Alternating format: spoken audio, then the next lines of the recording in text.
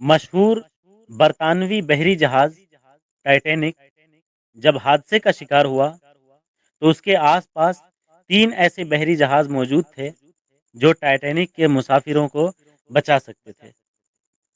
سب سے قریب جو جہاز تھا اس کا نام سیمسن تھا اور وہ حادثے کے وقت ٹائٹینک سے صرف 7 میل کی دوری پہ تھا۔ سیمسن کے عملے نے نہ صرف ٹائٹینک کے عملے کی طرف سے فائر کیے گئے سفید شعلے جو کہ انتہائی خطرے کی صورت میں فضا میں فائر کیے جاتے ہیں دیکھے تھے، بلکہ مسافروں کی آہو بکا کو بھی سنا۔ لیکن کیونکہ سیمسن کے لوگ غیر قانونی طور پہ انتہائی قیمتی سمندری حیات کا شکار کر رہے تھے اور نہیں چاہتے تھے کہ پکڑے جائیں، لہذا ٹائٹینک کی صورتحال کا اندازہ ہوتے ہی بجائے مدد کرنے کے وہ جہاز کو ٹائٹینک کی مخالف سمت میں بہت دور لے گئے۔ یہ جہاز ہم میں سے ان لوگوں کی نمائندگی کرتا ہے جو اپنی گناہوں بھری زندگی میں اتنے مگن ہو جاتے ہیں کہ ان کے اندر سے انسانیت کا احساس ختم ہو جاتا ہے اور پھر وہ ساری زندگی اپنے گناہوں کو چھپاتے گزار دیتے ہیں۔ یہ ہے انسانوں کا پہلا رویہ۔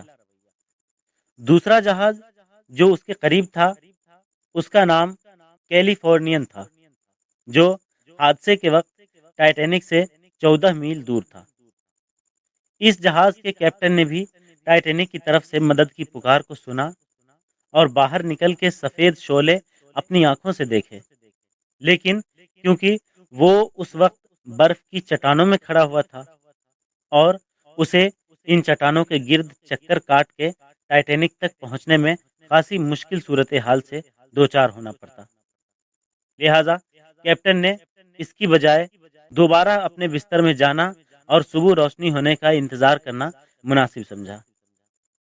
صبح جب وہ ٹائٹینک کی لوکیشن پہ پہنچا تو ٹائٹینک کو سمندر کی تہہ میں پہنچے 4 گھنٹے گزر چکے تھے اور ٹائٹینک کے کیپٹن ایڈورڈ اسمتھ سمیت 1569 افراد موت کے گھاٹ اتر چکے تھے۔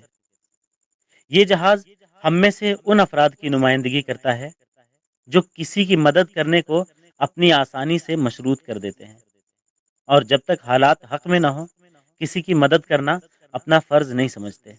یہ ہے انسانوں کا حادثہ کے بارے میں دوسرا رویہ۔ تیسرا جہاز کارپیتھیا تھا جو ٹائٹینک سے 68 میل دور تھا۔ اس جہاز کے کیپٹن نے ریڈیو پہ ٹائٹینک کے مسافروں کی چیخ و پکار سنی۔